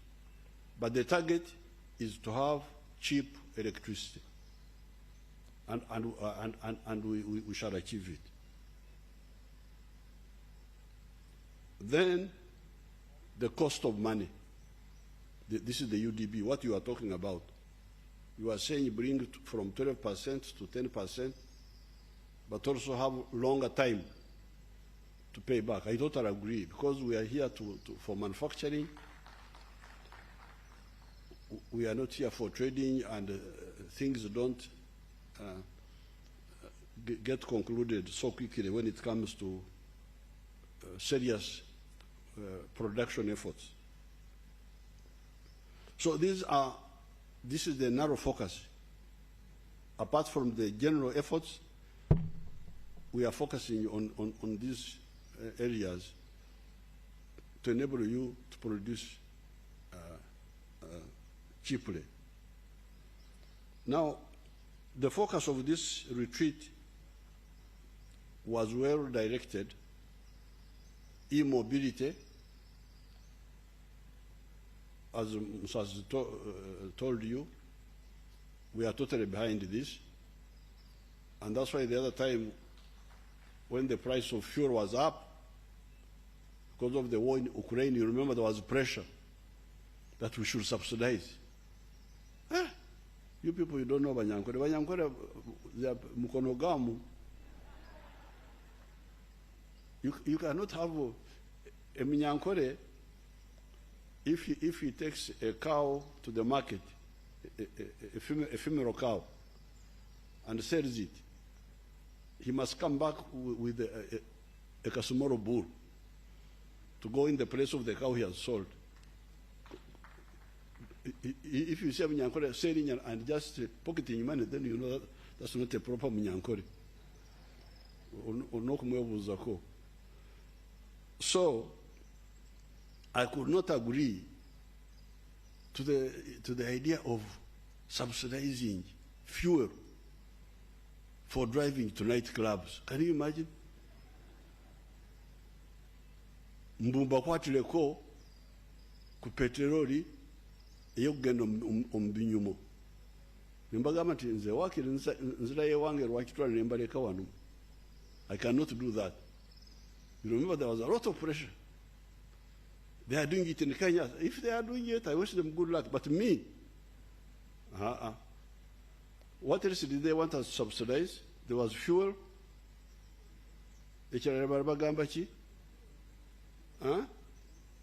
Emere. They wanted us to subsidize the number. I said, no way. Possibly the only thing that one would think of subsidizing, if it became necessary, would be something like fertilizer. That one there, if I was pressed, I could think about. Because that one is subsidizing a Sigo, a Nazara, a product, an input that will produce a product. That one could make some sense, but not subsidizing consumption.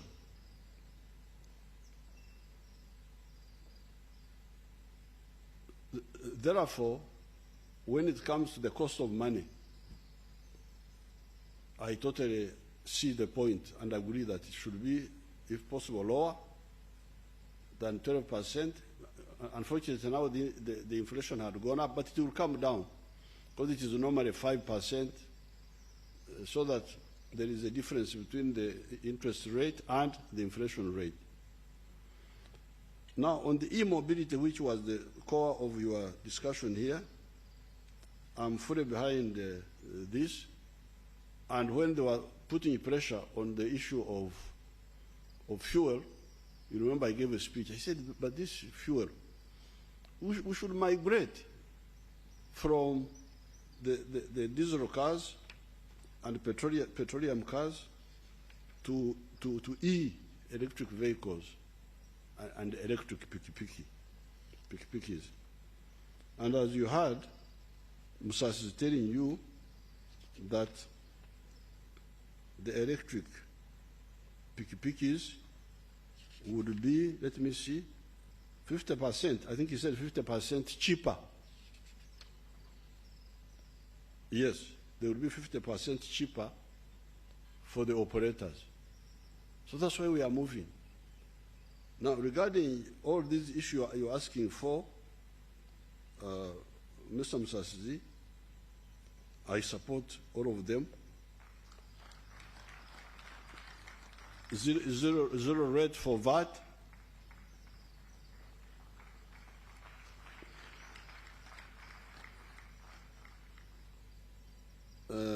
Off-take agreements.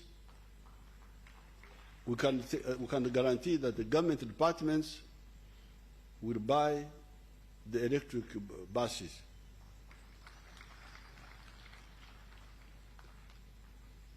And that support you, encourage UDB, okuwala sente abanagula pikipiki ez'amasanyalaze, instead of having these ones with omuka. Then setting aside a technical school to train people. I totally agree. We are going to work on this. Musenero should work on that, to have some centers dedicated to training these drivers, training the technical people to maintain these electric buses. We are going to work on it.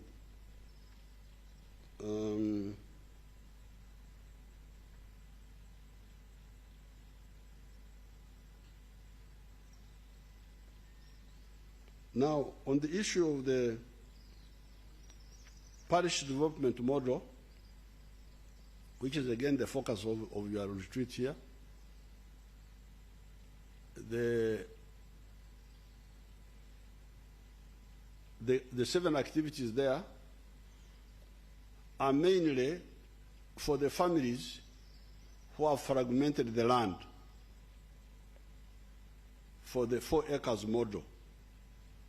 The 7 activities: coffee, fruits, dairy, the 8 cows in the shed,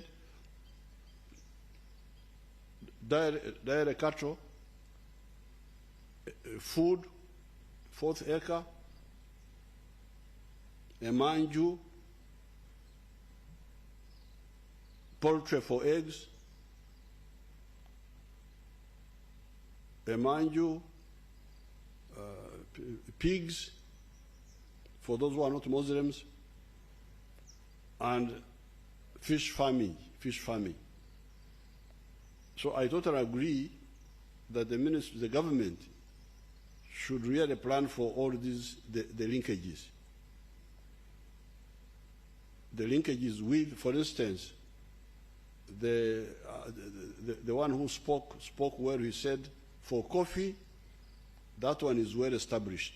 There's already some system going on there.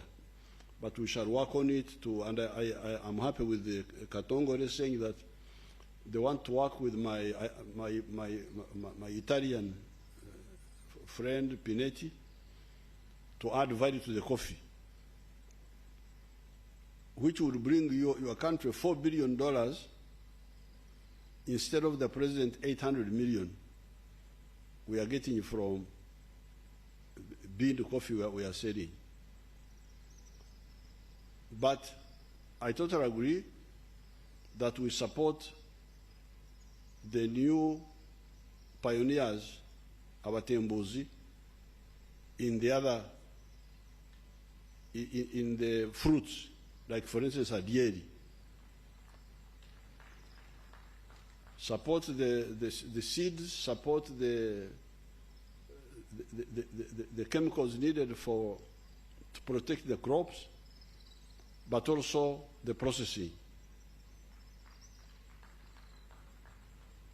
This processing is easy.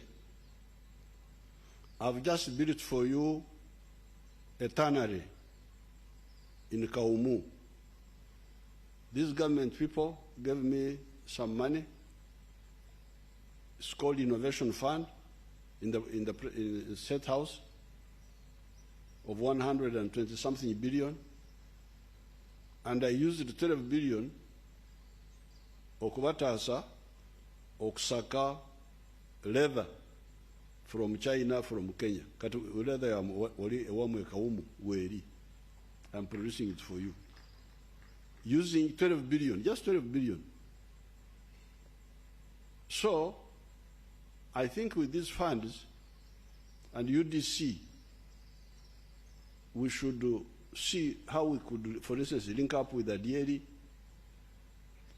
and deal with the issue of fruits processing, share costs and joint venture, then link up with Otema about cassava. All those little things can be done. But the Commission of Planning in the Ministry of Mzee Mwewesa should be active and recommend and identify. And you people, the private sector also, should identify for us that here we can do with partnering. For the dairy sector, there's already a good system, especially in Western Uganda. It's well developed. But even these areas of Masindi,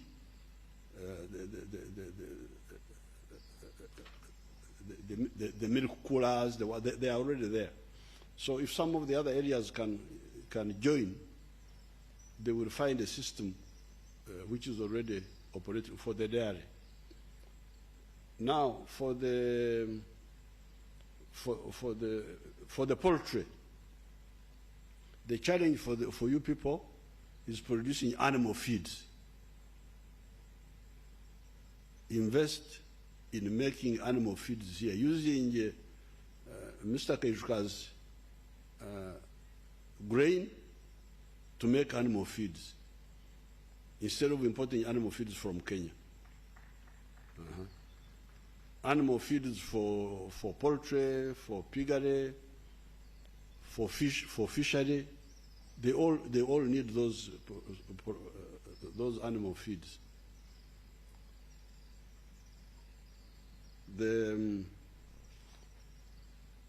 Now regarding the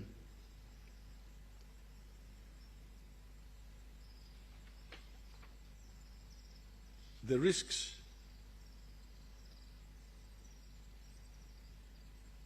on the production side, you talked about some risks of this one, but I think for me the biggest risk for agriculture has been the weather.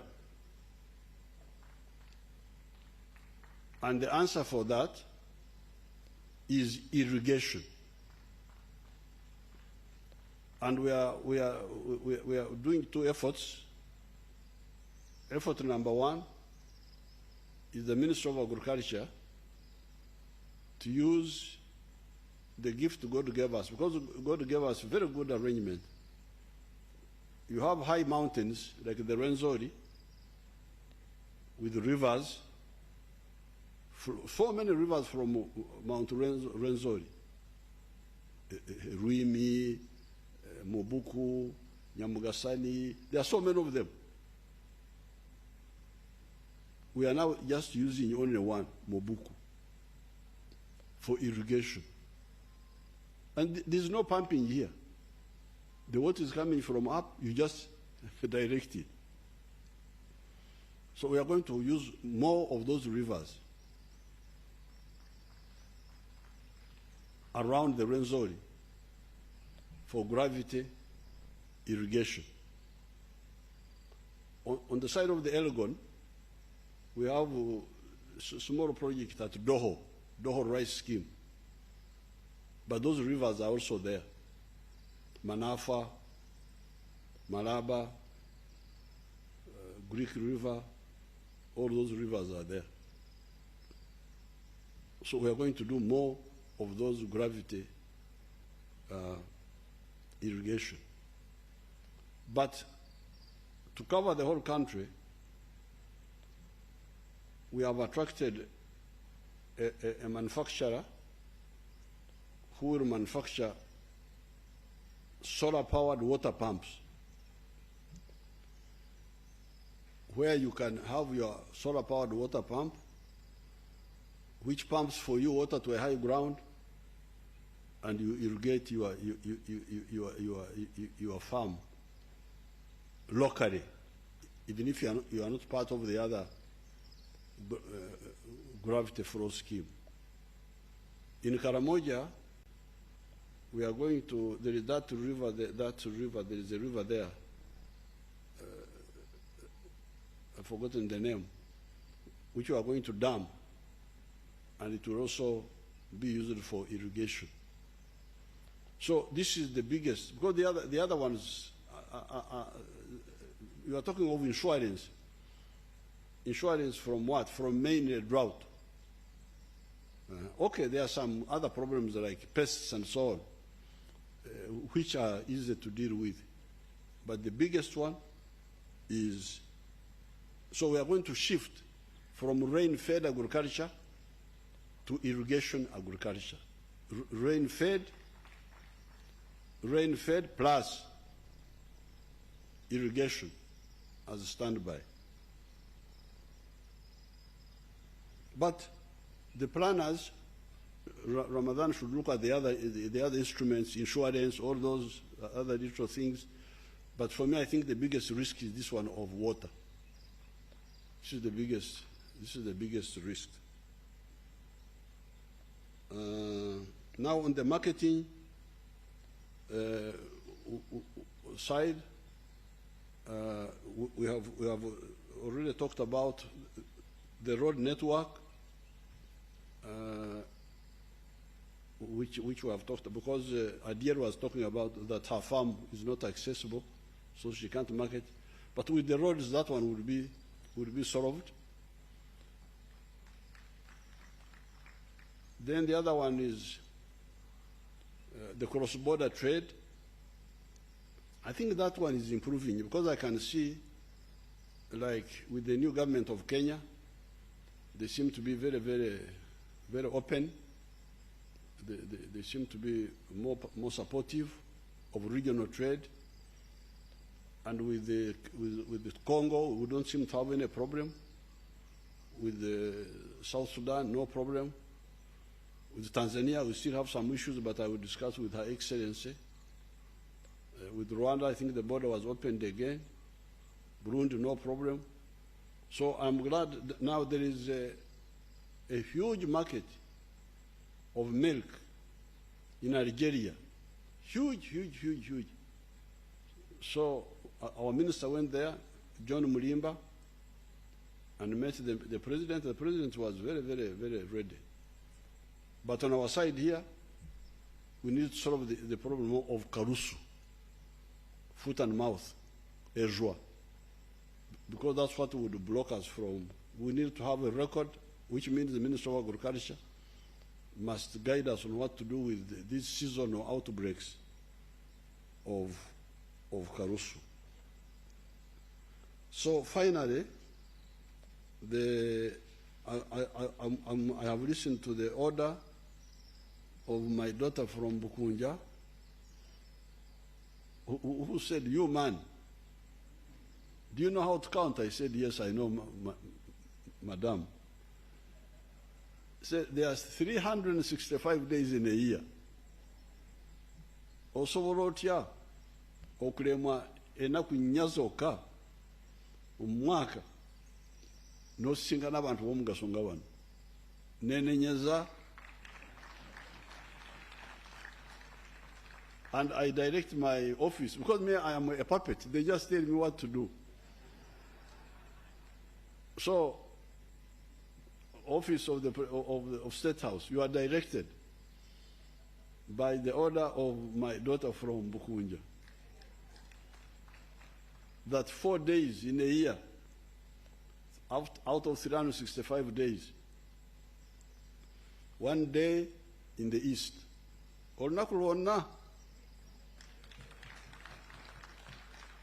another day in Ugulu or somewhere, another day, those people in the west, and then Kampala. So really, I have no, I will not pay you for the consultancy. I just thank you, Katonda Kuberi. So I thank you so much, but we have worked well because Ramadan has been here with you. He has seen all the details. The other one of taxing, exiting capital. At Chankwanzi, I saw the sense. It is bad planning. We should remove that tax. If these people come and bring their capital here, they build business, they create capacity, they pay taxes when they are here. When the time for them to get out comes, then you say, ngenda kubatemako. It's not good. It's not good strategy, because people will fear to come, and yet they could. It is like a revolving capital, revolving fund.